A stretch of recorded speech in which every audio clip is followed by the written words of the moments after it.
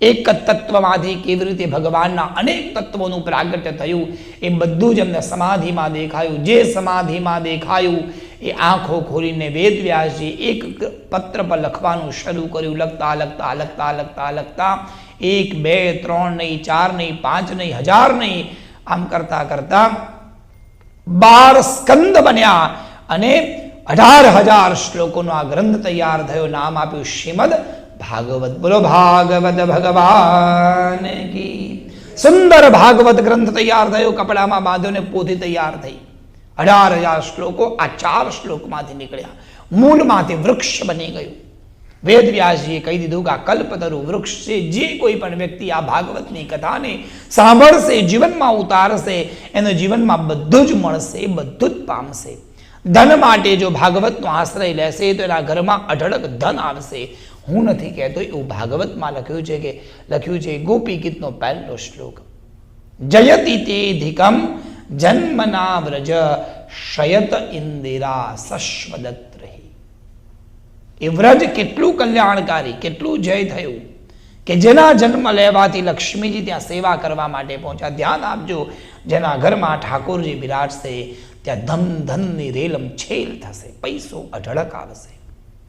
પણ ઠાકોરજી રાજી રહેવા જોઈએ. બોલો જય શ્રી કૃષ્ણ. જો રસોડામાં વઘાર કરતા હોય ને ત્યાં ઠાકોરજીને બેસાડ્યા હશે, રોજ જો ભગવાન વઘાર ખાતા હશે તો પછી કંઈ થશે નહીં. ઠાકોરજી માટે બધું જ પહેલું, ઠાકોરજી પહેલી પ્રાયોરિટી થવા જોઈએ. ઘરમાં કંઈ પણ લાવીએ તો પહેલાં પ્રભુ પાસે મૂકીએ. મહાપ્રભુજીએ પુષ્ટિ માર્ગમાં લખ્યું અસમર્પિત વસ્તુનામ તસ્માદ વર્જનમાચરે. જે વસ્તુ ઠાકોરજીને ન અર્પાય એ આપણે પણ નહીં લેવાની. પહેલા એને, પછી આપણને.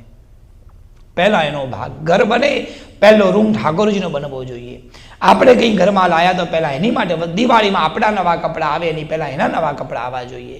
એ એવા ભાવથી જ્યાં ઠાકોરજીની સેવા થાય ત્યાં ધનની રેલમ છેલ થાય.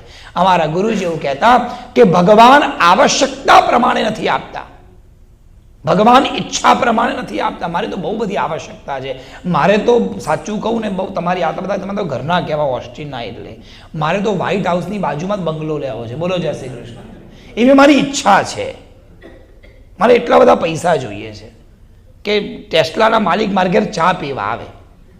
એવું ના થાય યાર. ઈચ્છા તો બધાની એવી હોય, મારી એવી જરૂરિયાત. પણ ભગવાન ઈચ્છા પ્રમાણે નથી આપતા, ભગવાન જરૂરિયાત પ્રમાણે આપે છે. જેની જે કંઈ જરૂરિયાત છે પ્રભુ એને એટલું આપે. દાંત આપ્યા તો ચાવવાનું ગમે ત્યાંથી કરી આપશે. હાથી માટે ભગવાને મણ ખાવાનું બતાવ્યું તો કીડી માટે ભગવાને કણ કણ પણ બનાવ્યો છે. બધું ભગવાન. મારા જ ઘરની એક વાત કહું. મારા ઘરમાં લાઇટ બિલ આવે અમદાવાદમાં, મારા મમ્મી એવું કે ઠાકોરજી પાસે મૂકી આવી. કેમ? હું પૂછું. મમ્મી કે ઠાકોરજી ભરશે. હજી સુધી કોઈ દાડ ભરવા નથી આવ્યા. બોલો જય શ્રી કૃષ્ણ. કોઈ દિવસ નથી આવ્યા. પણ એક વાત કહું, 30 તારીખે વ્યવસ્થા કરી આપે સાહેબ. ઘરમાં પૈસો ના હોય પણ 30 તારીખ આવે ત્યારે ગમે ત્યાંથી વ્યવસ્થા થઈ જાય. પ્રભુ ગમે ત્યાંથી આપણને ઊભું કરી આપે. સોલા વિદ્યાપીઠ ભણવા ગયો ત્યારે સાહેબ મારી પાસે પહેરવા માટે ધોતી નહોતી. અમે એવી દશામાં રહ્યા. આજે ધોતીના કવાટો ભર્યા છે. ક્યારે? ત્યારે આપણે પ્રભુ માટે વાપર્યું. આપણે પ્રભુ માટે વાપરીશું તો પ્રભુ ઢગલો કરી આપશે. કારણ શ્રયત ઇન્દિરા. ઠાકોરજી જ્યાં હોય ત્યાં લક્ષ્મીજી સેવા કરવા માટે આવે છે. હવે લક્ષ્મીજી વિચારો જ્યાં સેવા કરતી હોય ત્યાં કઈ વસ્તુની કમી હોય, ત્યાં બધું જ પ્રાપ્ત થાય, ત્યાં બધું જ મળે. કારણ એ પ્રભુની કૃપા છે. એટલે કૃપા માટે બહુ જ પહેલું લક્ષણ બતાવ્યું કે સૌથી પહેલા એનું બનવાનું, એની માટે કરવાનું. ઠાકોરજી જ્યાં બેસશે, ઠાકોરજીનું સ્વરૂપ જ્યાં હશે, ઠાકોરજીની સેવા જ્યાં ત્યાં હશે, ત્યાં બધું થશે. જરૂરિયાત ઊભી કરવા માટે શ્રીમદ ભાગવત કહે છે કે વેદવ્યાસજીના ચરિત્ર દ્વારા આપણને, મને તમને સમજાવે કે વેદવ્યાસજીની જરૂરિયાત હતી. સમજાઈ ગયું બધું. હું જે સમજું છું એવું નથી.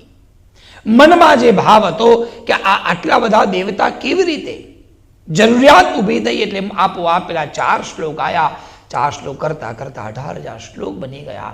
આટલું મોટું કલ્પતરુ વૃક્ષ બન્યું. ને અંતે લખ્યું, અનુભવે લખ્યું કે આ ભાગવતનો જે ગ્રંથ વાંચશે, સાંભળશે, લક્ષ્મીના ઘરમાં નિત્ય નિવાસ. જેવા ભાવથી આ ભાગવતનો આશ્રય લેશે એની બધી ઈચ્છા પૂરી કરશે.